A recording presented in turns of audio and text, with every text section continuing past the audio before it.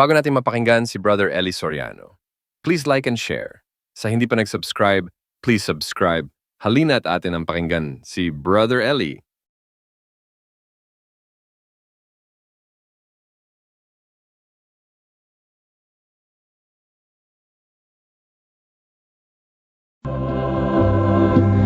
Sumainyo ang kapayapaan ng Panginoon. Magandang araw po sa inyong lahat. Muli sa tulong ng Diyos at sa Kanyang kalooban, tayo po'y muling sumasayang papawid at nag-aanyaya kami dito sa susunod na isang oras ng ating pong Bible Study on the Air.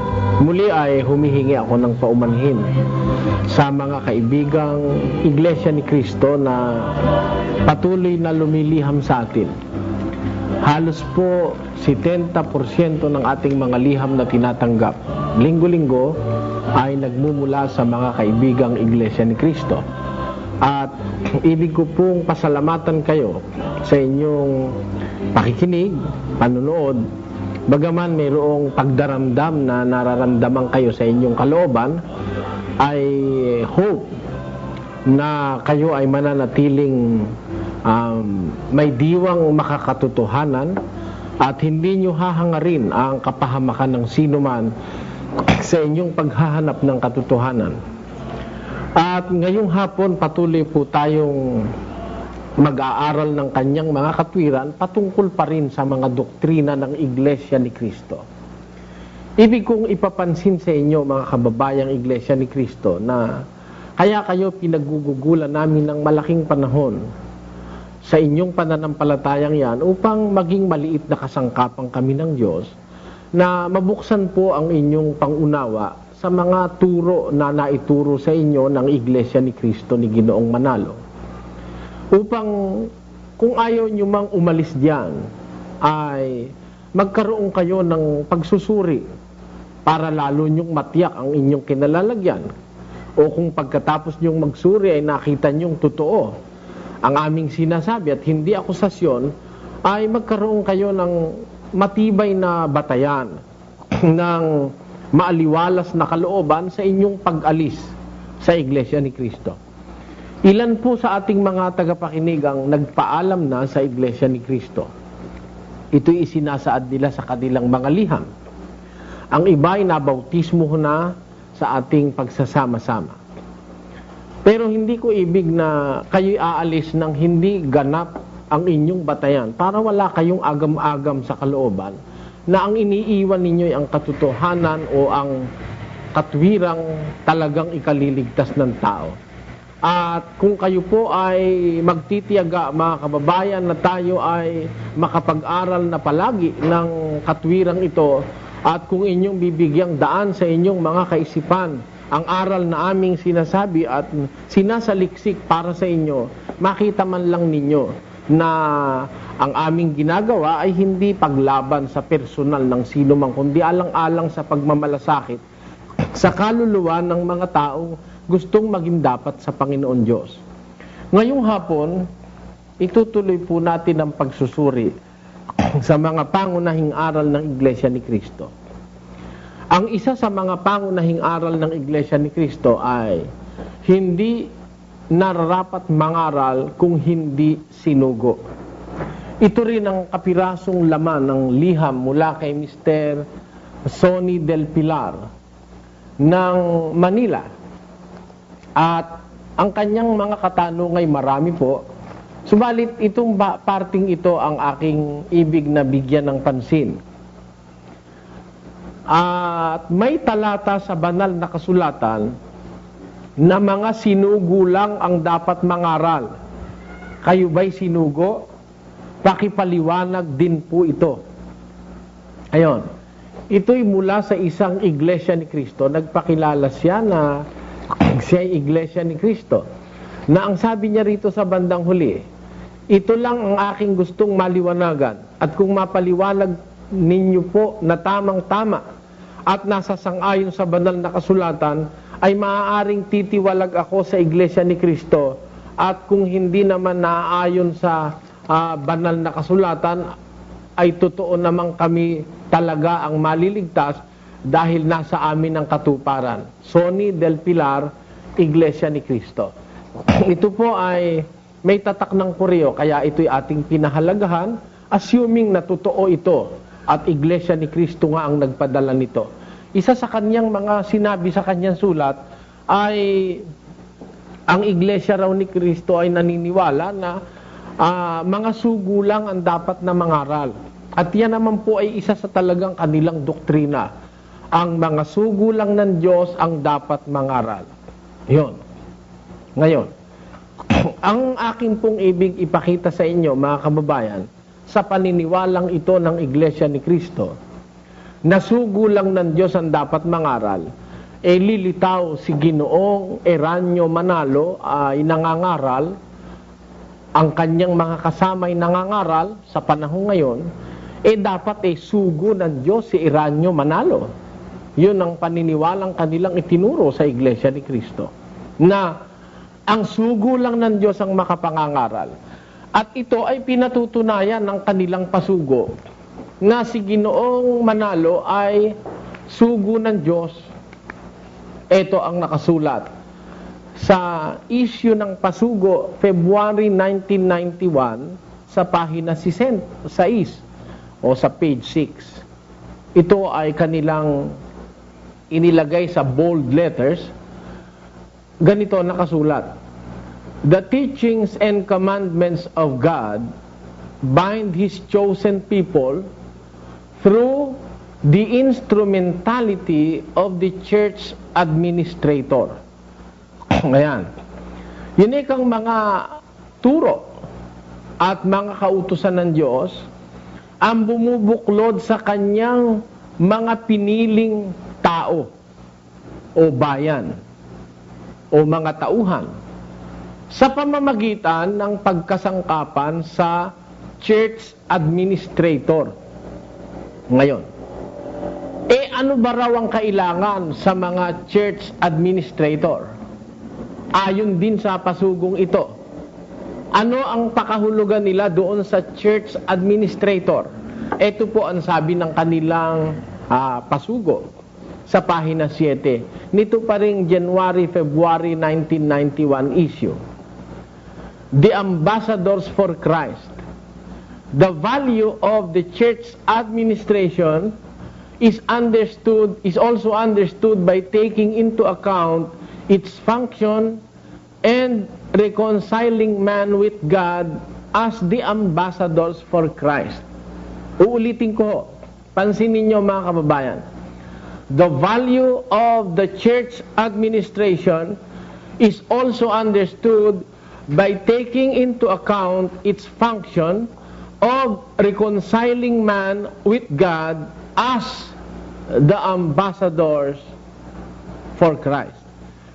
Ang halaga, ang wika ng pamamahala ng Iglesia ay nauunawa pa rin sa pamamagitan ng pagpapahalaga doon sa kanyang function o kanyang tungkulin na ipagkasundo ang tao sa Diyos bilang mga ambassadors for Christ o bilang mga sugo ni Kristo.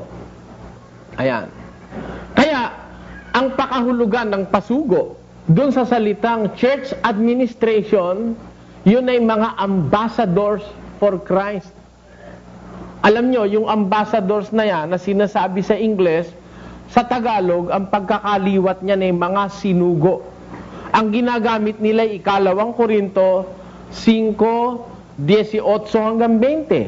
At babasahin ko po sa 2 Korinto 5:18-20 sa Tagalog, ang patutuo na yung kahulugan ng mga ambassadors ay mga sinugo. Pakinggan nyo sa 5:18-20 ng 2 Korinto.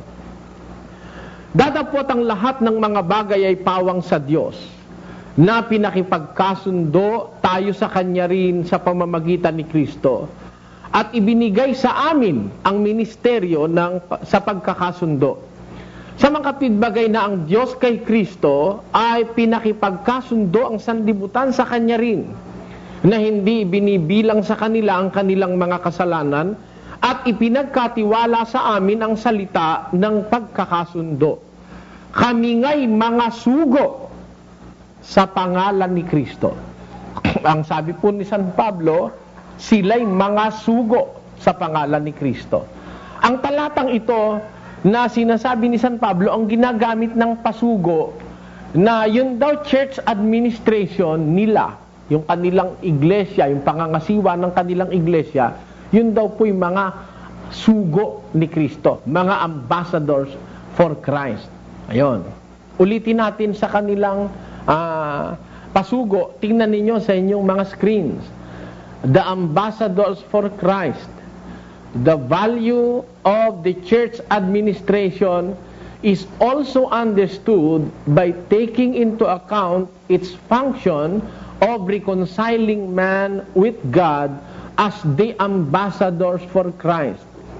Inia-apply nila, mga kababayan, na yun daw pamamahala ng kanilang iglesia, yun daw ay binubuo ng mga ambassadors for Christ, mga sugo ni Kristo. Kasi ang kahulugan po sa Tagalog nung ating nabasang ambassadors for Christ, mga sugo. Sa English naman talaga, ambassadors ang nakalagay doon sa sinasabi ni San Pedro o ni San Pablo sa ikalawang Korinto 5:19-20. At ibig kong basahin sa King James Version na talagang yun na nga ang tinutuko, yung ambassadors, yun ang katumbas ng salitang mga sinugo dito sa Tagalog. Sa 5:19, to wit, that God was in Christ, reconciling the world unto himself, not imputing their trespasses unto them, and hath committed unto us the word of reconciliation. Now, then we are ambassadors for Christ. As though God did beseech you by us, we pray you in Christ's stead, be ye reconciled to God. Ang sabi ni St. Paul, we are ambassadors for Christ. Kami mga sugo sa pangalan ni Kristo. Ayon. Kaya, nang sabihin ng pasugo na ang church administration nila ng Iglesia ni Kristo ay mga ambassadors for Christ, tinutukoy nila rito na yung kanilang pamamahala ng Iglesia ay binubuo ng mga sinugo ng Diyos. Sino ba yung tinutukoy ng pasugo na church administration? And who is the administrator? Ayon din sa pasugo. Ito po ang sinasabi sa pasugo January-February issue sa page 5. Kung sino yung church administration na sinasabi nila na ang kahulugan mga sugo raw ito ng Diyos, itong mga ito. Sino yon? Ayon sa pasugo. Dito sa ikalawang pahina o sa pahina 5. By church administration, we refer to the elders of the church. Ayon ang sabi rito. By church administration, we refer to the elders of the church. From the executive minister down to the various offices entrusted with the ministry of the church. Ang kahulugan daw ng church administration na ang wika nila sa kanilang pasugoy, mga sugo raw ito ni Kristo, ang kahulugan daw nun yung mga matatanda ng kanilang iglesia mula sa executive minister hanggang doon sa lahat ng mga katungkulan sa ministeryo ng kanilang iglesia. Ibig sabihin, mula kay Ginoong Manalo hanggang dun sa lahat ng kanyang kasama, mga sugo raw silang lahat. Iyon ang sabi ng kanilang pasugo. Kasi sabi nila, they are ambassadors for Christ. Ginagamit nila ang ikalawang Korinto 5:19-20. Kaya lahat sila mga sugo ng Diyos. Ano ho? Mula kay Ginoong Manalo na administrator, kaya nga church administration, pinamumunuan ng kanilang executive minister na si Ginoong Manalo, hanggang sa lahat ng kasama, silang lahat daw po sugo ng Diyos. Ang ginamit nilang batay ikalawang Korinto 5:19-20. Ngayon, sino ba yung church administrator na pangunahing sugo nila? Ito po ang nakasulat dito sa pahina 6. So, the executive minister of the Iglesia ni Cristo or Church of Christ in these last days, Brother Eranio G. Manalo, is assisted by evangelical workers and church leaders whose primal function and obligation is to oversee and administer the religious activities and lead in the church service and congregational or public worship of God. Ayan. Dito inaaminan nila na ang executive minister, si Ginoong Eranio Manalo, assisted by evangelical workers and church leaders. Yan ang sabi nila. By implication, sa lahat ng ating nabasa sa pasugo, lumilitaw at pinalilitaw nila mula kay Ginoong Manalo, Eranio, hanggang sa lahat ng kanyang kasama na bumubuo sa church administration, yan daw ang mga sinugo ng Diyos. Na sa pamamagitan ng mga sinugong ito, na bumubuo ng church administration nila, ang mga kautusan daw ng Diyos at ang kanyang mga turo ay naihahatid sa kanilang mga kaanib o sa kanilang mga kapatid na nasa iglesia ni Kristo. Ngayon, ang ating susuriin ay ang kanilang iniaaral tungkol dito. Talaga kayang si Ginoong Eranio Manalo ay sugo ng Diyos? At sugo rin nga kaya ang lahat ng kanyang mga kasama ayon din sa kanilang mga itinuturo? Aalamin po natin ito sa Biblia at sa kanilang mga itinuro. Talaga kayang sugo ng Diyos si Ginoong Eranio Manalo? Kasi ginagamit nila yung kahulugan ng ambassadors for Christ, ikinakapit nila sa kanilang church administration. Meaning, na yung kabuuan ng kanilang church administration, from the administrator, which is, who is Mr. Eranio Manalo, hanggang to doon sa mga maliliit niyang kasama, sa pinakamaliit na office, lahat sila'y mga sugo, aalamin natin, mga sugungan lahat kaya ito, mula kay Ginoong Eranio Manalo hanggang doon sa lahat ng bumubuo ng church administration. Dito pa po sa isang pasugo, meron akong ibig basahin sa inyo, mga kababayan. Si kapatid na Felix Manalo ay huling sugo ng Diyos sa wakas ng lupa.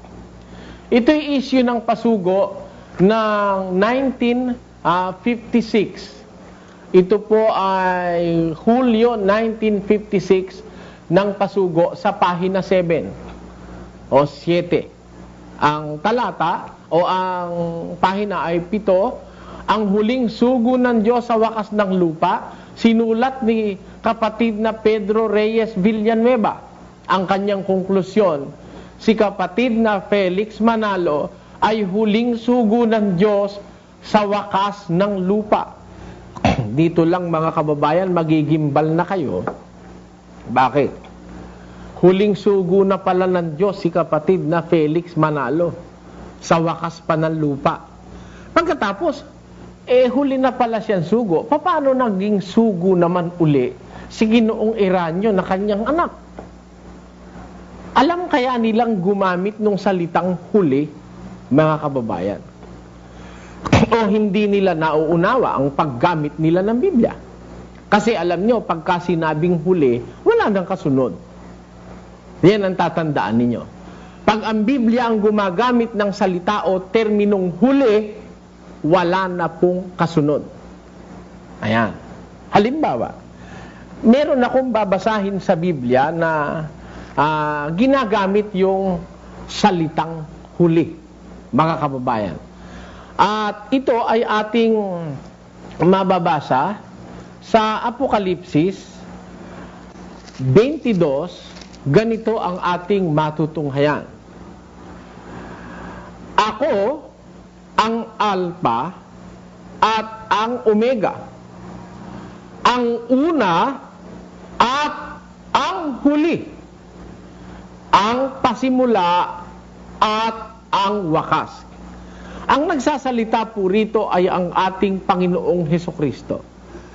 Ang sabi niya, ako ang wika, ang Alpha at ang Omega, ang una at ang huli, ang pasimula at ang wakas. Ayan. Meron pa po ba kayong ipakikitang bukod sa ating Panginoong Hesukristo na nagsabi na siya ang una at ang huli? Meron pa kayang iba na huli na sinasabi sa Biblia, mga kababayan?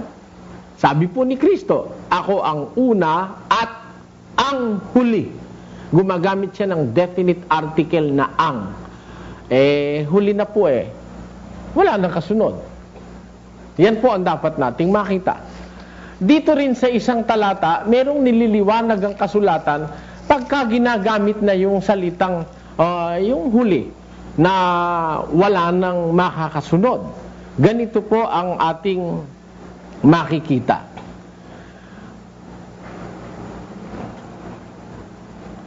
Sa isang talata ng Mateo, ganito po ang nakasulat at inyo pong sundan sa inyong mga TV screen ang aking babasahin. Datapwat, kara-karakang pagkatapos ng kapighatian sa mga araw na yaon, ay magdidilim ang araw, at ang buwan ay hindi na magbibigay ng kanyang liwanag, at mga lalaglag ang mga bituin mula sa langit, at magsisipangatal ang mga kapangyarihan sa mga langit. At kung magkagayoy lilitaw ang tanda ng anak ng tao sa langit, at kung magkagayoy magsisitaghoy ang lahat ng mga angkan sa lupa, at makikita nila ang anak ng tao na napariritong sumasaalapaap ng langit na may kapangyarihan at dakilang kalwalhatian. Dito may sinasabi ang ating Panginoong Hesus na kara-karaka ang wikang pagkatapos ng kapighatian sa mga araw na yaon ay magdidilimang araw at ang buwan ay hindi na magbibigay ng kanyang liwanag. Pagkatapos, makikita ang tanda ng anak ng tao na pumaparitong mula sa mga alapaap ng langit. Meron pong tinutukoy na isang araw dito na pagkatapos ng mga kapighatian, may darating na araw na magdidilim ang araw at ang buwan hindi na magbibigay ng liwanag. At dun sa araw na yun, ang wika'y lilitaw ang tanda ng anak ng tao na naparirito galing sa langit. Anong araw ang tawag ng Biblia ron? Yung pagparito ni Kristo. Pakinggan nyo sa isang talata ng Juan kung ano ang tawag ng Biblia ron. Sa 6:44 ng Juan, ganito ang ating mababasa. Walang taong makalalapit sa akin, maliban ang amang nagsugo sa akin, ang sa kanya'y magdala sa akin, at siya'y aking ibabangon sa huling araw. Ano po ang tawag ng Biblia doon sa araw na paparito si Kristo para buhayin yung kanyang mga lingkod? Siya ang wika'y aking ibabangon sa huling araw. Ayon. Huling araw. Hindi po last days. Hindi po. Kundi sa pagkakaliwat sa Ingles, kung ano yung kahulugan ng huling araw, pakinggan nyo sa 6:44 in the Gospel according to St. John. Ang sabi ganito sa 6:44. No man can come to me except the Father which hath sent me draw him, and I will raise him up at the last day. Ayon. Hindi last days, kundi at the last day. Ayon. He is speaking specifically of a day, singular. I will raise him at the last day. Ang sabi ng ating Panginoong Hesukristo. Aking ibabangon siya sa huling araw. Meron pa bang araw na susunod dun sa sinasabi ni Kristong huling araw, mga kababayan? Pag sinabi po kasi ng Bibliang huli, wala na, yun na ang final. Doon na nga aalisin dito yung mga kay Kristo, ibabango na. Yun ang kaalinsabay noon, yung unang pagkabuhay na mag-uli ng mga patay, yung pag-agaw doon sa mga buhay na matitirang dadatnan ng ating Panginoon Kristo sa pagparito niya. Kaya, kung sasangguniin po natin ang Biblia, napakaraming instansya na pag sinasabi yung salitang huli, ang tinutukoy po'y wala ng kasunod. Yan. Halimbawa, itong huli na sinasabi sa Isayas na pinagkamalian nilang si Ginoong Manalo raw ito. Sa 41:4 ng Isayas, ganito po nakasulat. Sinong gumawa at yumari na tumawag ng mga salit-saling lahi mula ng una? Nagtatanong ang Diyos. Sino ang wikang gumawa? Yumari na tumawag ng mga salit-saling lahi mula ng una. Ang pinag-uusapan po rito yung mga salit-saling lahi na ginawa, niyari at tinawag ng Diyos. Sino ang gumawa niyan? Sino ang tumawag niyang mga salit-saling lahi na yan? Sino ang yumari ng mga salit-saling lahi na yan mula ng una? Anong sagot? Akong Panginoon ang una at kasama ng huli. Ako nga. Dito may binabanggit na huli. At ito po ay napagkamalian ng mga iglesia ni Kristo at ni Ginoong Manalo na ito raw, huli na ito si Ginoong Felix Manalo. Kaya nga nagkamali sila. Kako, kasi kung si Ginoong Felix Manalo yung huli, nasugo ng Diyos, kagaya na sinasabi ng kanilang pasugo, ang huling sugo ng Diyos sa wakas ng lupay, si Ginoong Felix Manalo, bakit sugo rin ng Diyos si Ginoong Eranio Manalo at yung kanyang mga kasama ayon sa pasugo? Kung huli na si Ginoong Manalo, hindi nasugo si Ginoong Eranio Manalo. Kung huli na si Ginoong Felix. At lalong hindi nasugo yung mga kasama ni Erdi Manalo dahil huli na pala si Ginoong Eranio o si Ginoong Manalo, Felix. Ngayon, itong paggamit nila ng 41:4, ito po'y ligaw na paggamit. Inia-apply nila rito yung huli kay Ginoong Felix Manalo. Ngayon, isipin ninyo at basahin ninyo sa inyong TV screen o sa inyong Biblia. Ang huling tinutukoy dito, hindi po sugo, hindi huling sugo, kundi huling lahi. Kasi, ang sabi, sinong gumawa at yumari at tumawag ng mga salit-saling lahi mula ng una? Akong Panginoon ang una, siyang gumawa, siyang yumari, siyang tumawag. At kasama ako ng huli, sabi niya. Sino yung huling tinutukoy? Yung huling salin ng lahi na tatawagin ng Diyos. Talaga po bang merong huling lahi na tatawagin ng Diyos? Huli na, wala nang kasunod? Bago dumating ang araw ng paghukom, pakinggan nyo sa 24 ng Mateo, kung meron ngang lahi na huli na tatawagin ng Diyos. Dito sa isang talata ng Mateo, sa Kapitulo 24 at versikulo 32 hanggang 34, ganito ating mababasa. Sa puno ng igos nga ay pag-aralan ninyo ang kanyang talinghaga, pagka nananariwa ang kanyang sanga, at sumusupling ang mga dahon, ay nalalaman ninyo na malapit na ang tag-araw. Gayon din naman kayo, pagka nakakita ninyo ang lahat ng mga bagay na ito, ay talastasin ninyo na siya'y malapit na, nasa mga pintuan na nga. Nasa mga pintuan nga, katotohanang sinasabi ko sa inyo, hindi lilipas ang lahing ito hanggang sa maganap ang lahat ng mga bagay na ito. Alin ho ang huling lahi na sinasabi na tatawagin ng Diyos? Na ang sabi niya, sinong gumawa, yumari at tumawag ng mga salit-saling lahi mula ng una?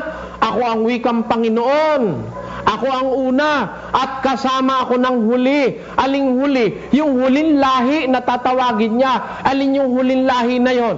Yung lahing hindi nalilipas, hindi na makokonsume, hindi na mamamatay lahat hanggang maganap yung sinabi ni Kristo na palatandaan ng kanyang pagparito. Kaya nagbigay siya ng halimbawa na sa puno ang wika ng higos, pag-aralan ninyo. Pag nananariwa na ang kanyang mga sanga at sumusupling ang kanyang dahon, ay nalalaman yung nalalapit na ang tag-araw. Gayon din naman kayo, pag nakikita na ninyo lahat ng bagay na ito, alin yung mga sinabi niyang mga bagay na yon, yung pagdidigma, pagkakagutom, pagkakalindol, pagkakasalot, lahat ng mga palatandaan, paglitaw ng mga bulaang propeta, pag nakikita nyo na ikalahat ito, malapit na. Nasa mga pintuan na nga. Gaano kalapit? Hindi nalilipas ang lahing ito. Sinong lahi? Yung lahing masasakop nitong tiempong ito. Hindi nalilipas ito at magaganap na lahat ng bagay. Kaya ito na ang kahuli-hulihang lahi. Kaya nga, sa Mateo 28:20, ganito ang sabi, na ituro ninyo sa kanila na kanilang ganapin ang lahat ng bagay na iniuutos ko sa inyo. Narito ako'y sumasa inyong palagi hanggang sa katapusan ng sanlibutan. Hanggang sa katapusan ng sanlibutan, ako'y sumasa inyo. Kaya tama yung sabi ng Diyos na akong Panginoon ang una at kasama ng huli. Aling huli? Huling lahi. Bakit? May pangako siya na ako'y sasa inyo, ang wika ng ating Panginoon, na siya'y sasahuling lahi na dadatna ng katapusan ng sanlibutan. Kaya pag ginagamit po ng Biblia yung salitang huli, ang kahulugan ni walang kasunod. At yung huli na sinasabi ko sa 41:4 ng Isayas, hindi po huling sugo, kundi huling lahi. Pag-aralan ninyo mga kababayang Iglesia ni Cristo, lalo na yung mga pastor, huwag kayong magligaw ng kapwa, matakot kayo sa Diyos. Ang tinutukoy na huli sa 41:4 ng Isayas, na napagkamalan yung si Ginoong Manalo na huling sugo, hindi sugo, kundi huling lahi ng maglilingkod sa Diyos. Ang katunayang mali ang interpretasyon nyo na huling sugo ang tinutukoy doon, erit ikiniklaim ng pasugo nyo na mayroon pang ibang sugo. Mula kay Mr. Felix Manalo, mayroon pang ibang sugo at yan si Ginoong Felix, si Ginoong Eranio. Kung totoo itong nasa pasugo, tingnan ninyo, nitong pasugo, May 1978, Brother Felix Y. Manalo, the last messenger of God. Last messenger of God pala si Ginoong Manalo. Bakit may messenger pa rin kayo ngayon? May ambassadors pa rin kayo ngayon? Ha? Kung huling sugo na si Ginoong Manalo, bakit sugo pa si Ginoong Erdi? Kung huling sugo na si Kapelix? Hindi totoo Mali ang inyong mga paliwanag na huling sugo. At ang kanilang sabi pa rito ay huling sugo ng Diyos sa mga wakas ng lupa. Ang wika nila rito sa kanilang pasugo. Huling sugo ng Diyos sa mga wakas ng lupa. At alam ba ninyo kung ano ibig nilang sabihin? Kung ano ang kahulugan niyang huling sugo ng Diyos sa mga wakas ng lupa? Ito sa isang issue ng pasugo, mga kababayan. Ito ay September 1953.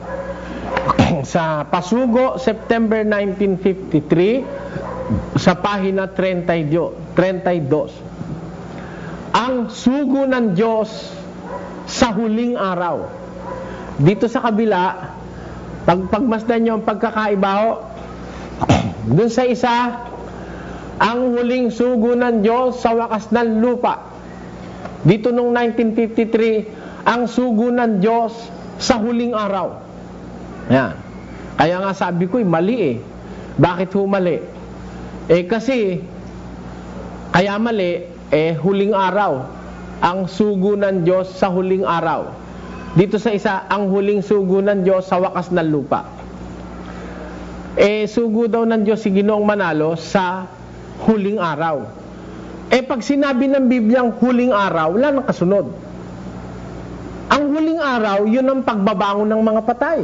Uulitin ho natin, kasi eto sa pasugi, ang sugo ng Diyos sa huling araw. Si Ginoong Felix Manalo raw yun. Sa Biblia, ano kahulugan ng huling araw? Last day. Eto, sa 6:44, ulitin natin para lang kayo masanay ng ulit-ulit na isinasangguni natin ng Biblia para tayo maligaw.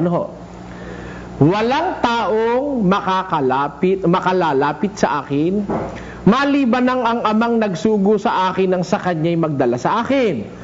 at siya'y aking ibabangon sa huling araw. Ano po yung huling araw?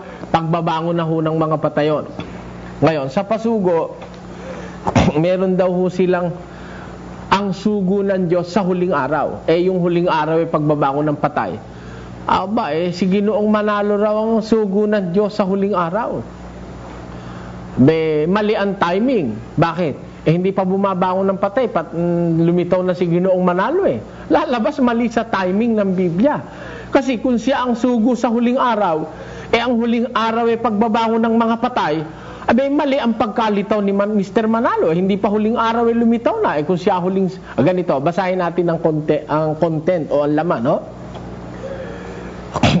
Sinasampalatayanan namin at buong giting na aming tinitindigan na si kapatid na Felix Manalo ay siyang sinugo ng Diyos sa huling araw na tinatawag sa pamamagitan ng hula. Ayun.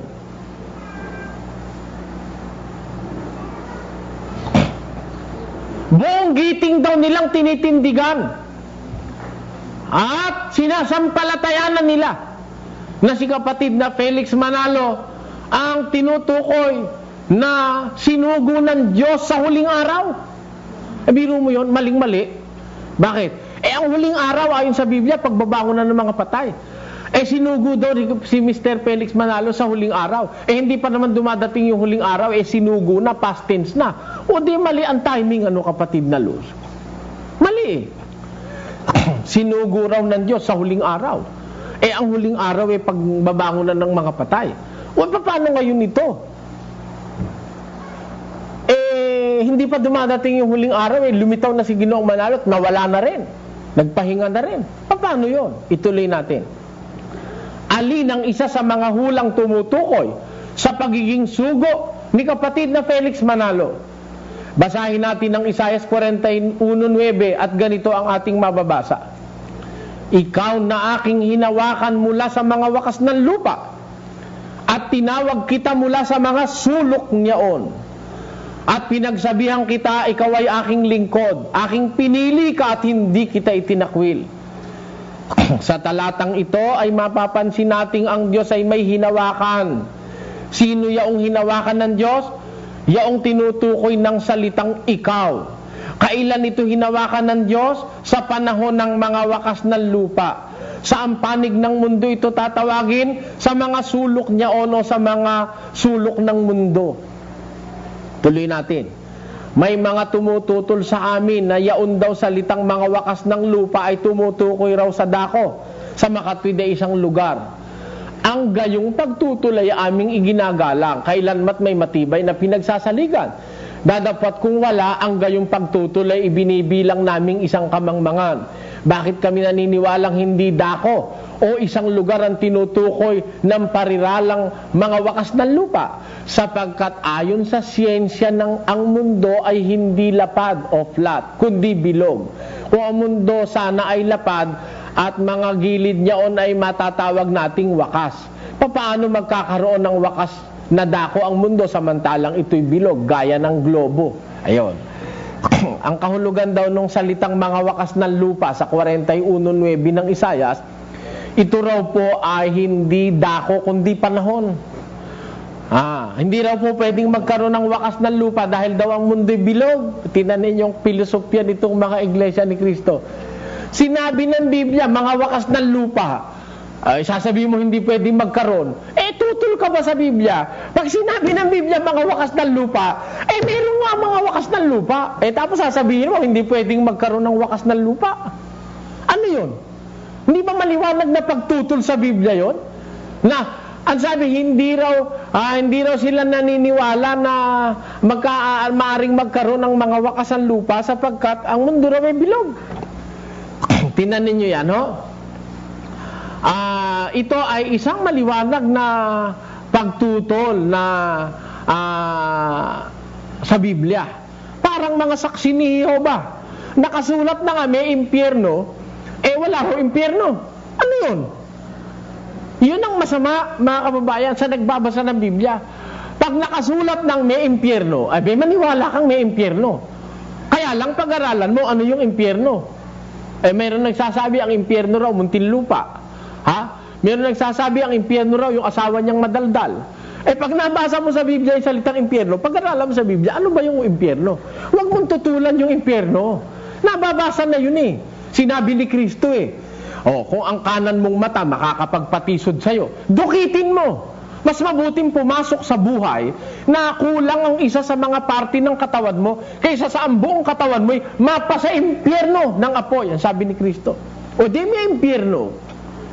Kasi hindi nagsasalita si Kristo ng hallucinations, ng mga kuro-kurot ng haka-haka. Ang sinasabi niya, whether spiritual or physical, are realities. Ang sinasabi ni Kristo, maging spiritual at maging physical, yan ay mga katotohanan. Kaya kung sinabi ni Kristo may impyerno, may impyerno. Dapat kang maniwalang may impyerno. Gayon din naman kung sinabi na mayroong wakas ng lupa, may wakas ng lupa. Ngayon, tanong mo ano yon?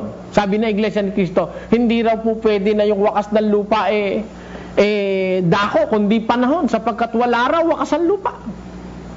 Putol sila. Ayon daw sa siyensya, walang wakas ng lupa. Sino nagsabi sa inyo? Nakomo ang mundo'y bilog wala nang wakas ng lupa. Meron. Pakinggan nyo. Sa isang talata ng Biblia, mundo raw bilog, wala nang wakas ang lupa. Sabi nila, tingnan nga ho natin kung wala nang wakas ang lupa dahil ang mundo'y bilog. Dito sa Henesis, ganito ating mababasa. At tinawag ng Diyos ang katuyuan na lupa. O sa 9 muna, 1:9. At sinabi ng Diyos, mapisan ang tubig na nasa silong ng langit sa isang dako at lumitaw ang katuyuan at nagkagayon. At tinawag ng Diyos ang katuyuan na lupa. At ang kapisanan ng tubig ay tinawag niyang dagat at nakita ng Diyos na mabuti. Ayun. Sinabi ng Diyos doon sa mga tubig, lumitaw ang wika ang katuyuan. Tinawag ng Diyos yung katuyuan na lupa at tinawag ng Diyos yung kapisanan ng tubig na dagat. Ano wakas ng lupa? Hindi natural, pakinggan nyo kung ano kahulugan ng wakas ng lupa. Sa isang talata ng kawikaan, itong mga kaibigan Iglesia ni Cristo, sinasabi ng wakas ng lupa, ayaw pang maniwalang meron. Bilog daw. Kahit mabilog pwede bang imposible yan? Ang Diyos ang may sabing may wakas ng lupa. Kahit na mabilog o flat yan, o bilog yan, kahit triangle pa yan. Basta't sinabi ng Diyos may wakas ng lupa, tanungin mo sa Kanya, saan po ba yung wakas ng lupa? Ito po sa kawikaan. 8 at 28, patuloy. Nang kanyang pagtibayin ng langit sa itaas, nang maging matibay ang mga bukal ng kalaliman, nang bigyan niya ang dagat ng kanyang hangganan upang wag salangsangin ng tubig ang kanyang utos, nang iayos niya ang mga patibayan ng lupa, nasa siping nga niya ako. Pansinin niyo. Nang bigyan niya ang wika, ang dagat ng kanyang hangganan. Alin po yung mga wakas ng lupa? Yung hangganan ng lupa. Alin yung hangganan ng lupa? Yung hangganan din ng dagat. Pakinggan nyo. Na yung hangganan ng lupa, yun nga ang hangganan ng dagat. Pakinggan nyo sa isang talata ng Job. Ganito ang ating mababasa. Ito. Sa 38 at 10. At aking itinatag doon ang aking pasya, at nilagyan ko ng mga halang at mga pinto, at aking sinabi, hanggang dito ay darating ka, ngunit hindi ka nalalagpas, at dito'y titigil ang iyong mga palalong alon. Sino nagsabi dun sa dagat? Na nagbigay ng kanyang hangganan sa dagat, na yung hangganan ng dagat yun din ang hangganan ng lupa. Ang sabi ng Diyos, aking itinatag doon ang aking pasya, nilagyan ko ng mga halang ang mga pinto, at aking sinabi, hanggang dito, sabi ng Diyos doon sa dagat, darating ka. Hanggang dito hindi ka lalagpas, dito'y titigil ang iyong mga palalong alon. Ano pat Ang ibig sabihin, ang hangganan ng lupa, yung hangganan ng dagat. Kaya nga po kahit bilugang mundo, mayroong hangganan ng dagat at may hangganan ng lupa. May wakas ang dagat, may wakas ang lupa. Kahit bilugang mundo, sapagkat ang hangganan ng lupa ay ang dalampasigan at ang hangganan ng dagat ay ang dalampasigan din. Yan po ang dapat nating makita. Ngayon, sa pakahulugan nila, wala raw pong wakas ang lupa sapagkat ito raw po ay flat. Mali yun. Ito raw po ay hindi flat kundi bilog. Mali yun. Kahit bilog, may hangganan ng lupa. At yung hangganan ng lupa, yung kanyang dalampasigan patungo sa dagat. Ngayon, meron silang ibig kasing palitawin.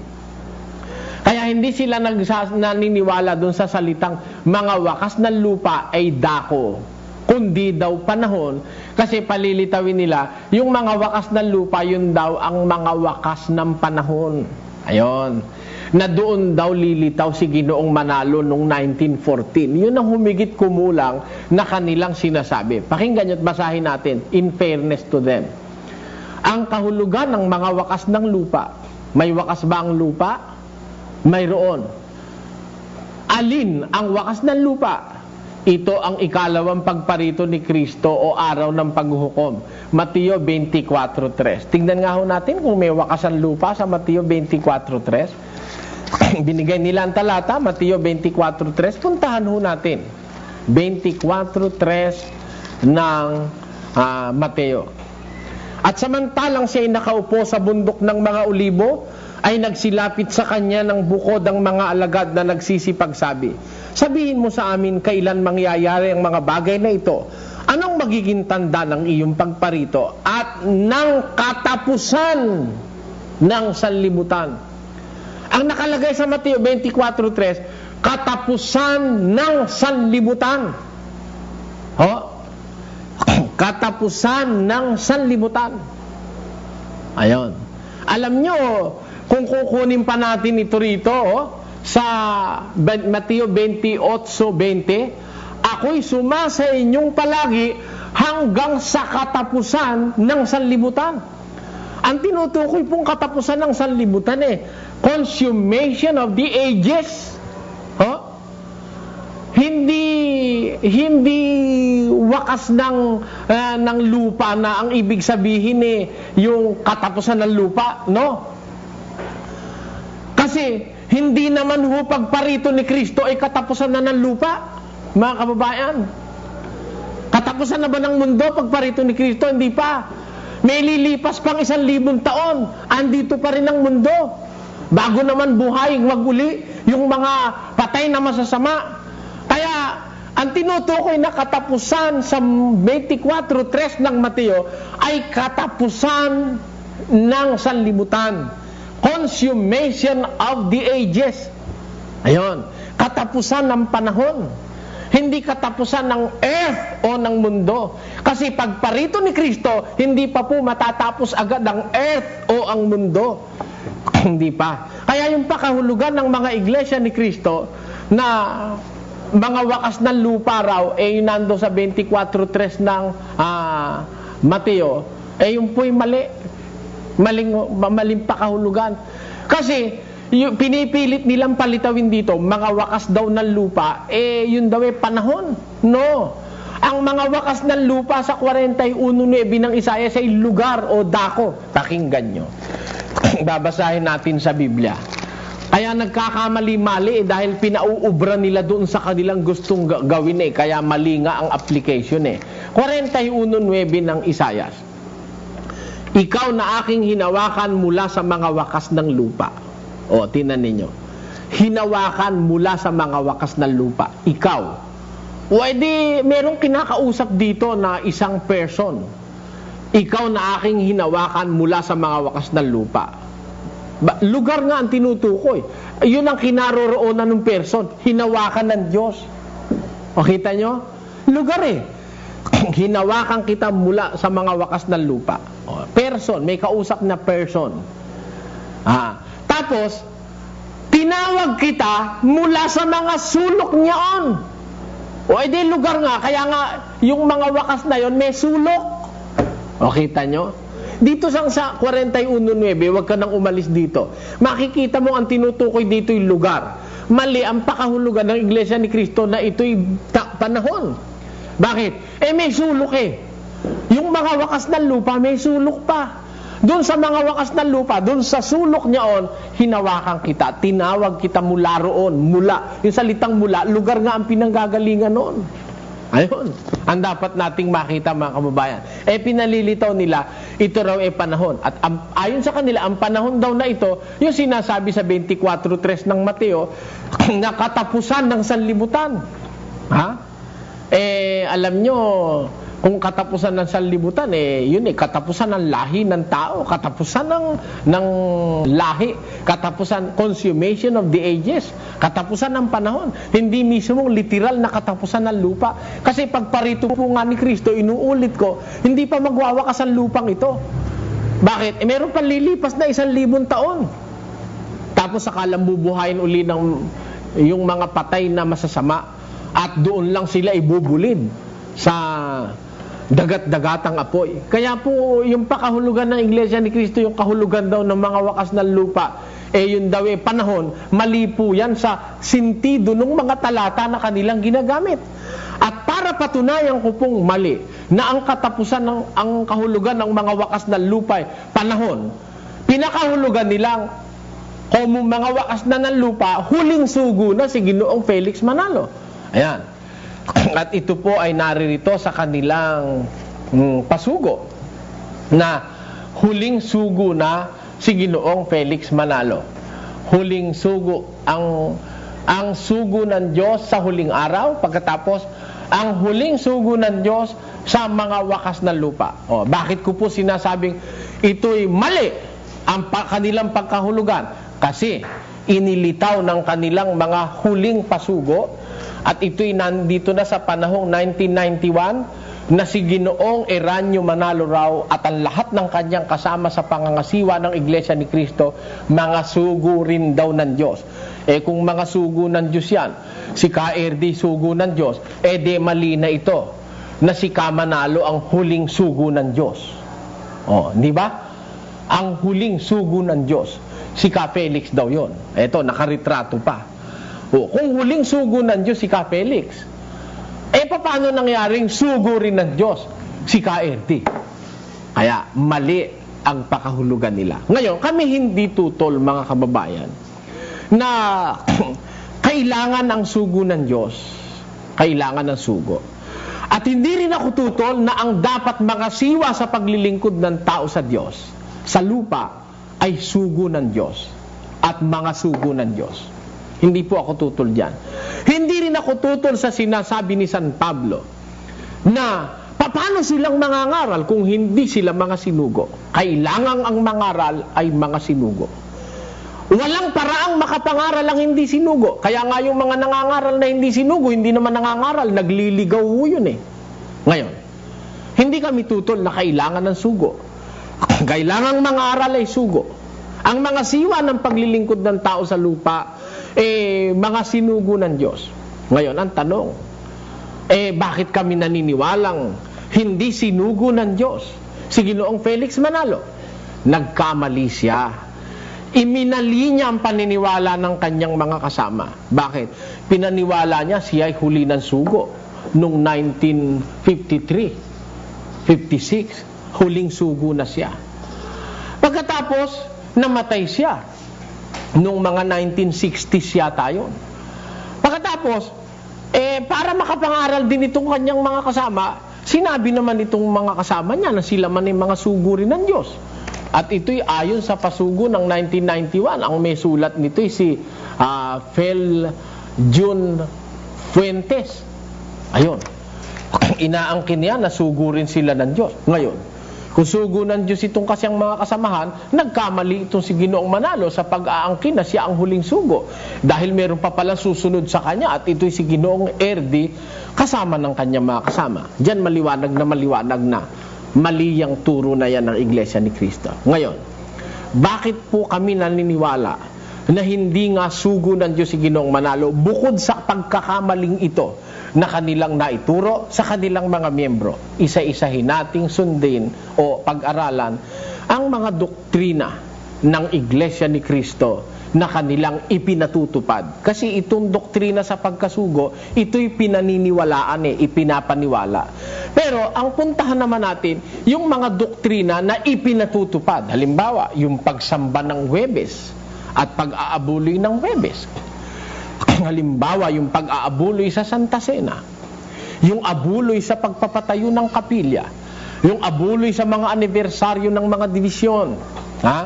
Yung kanilang turo na nung araw ay bawal mag-alahas ang mga babae, bandang huli hindi na bawal.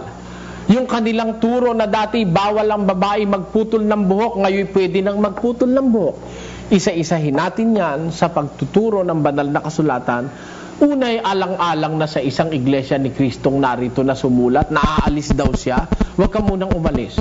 Pakinggan mo muna ang lahat ng pag-aaral na ating isasagawa. At sa lahat ng iglesia ni Kristong naririto na may nagagalit, may natutuwa, may nagtatanong, may umalis na, pag-aralan natin, pagtiyagaan ninyo mga kababayan para makinabang ang ating mga kaluluwa sa ating dakilang layuning magbulgar ng katiwalian at ng katotohanan ng dapat sampalatayanan ng tao ukol sa relihiyon.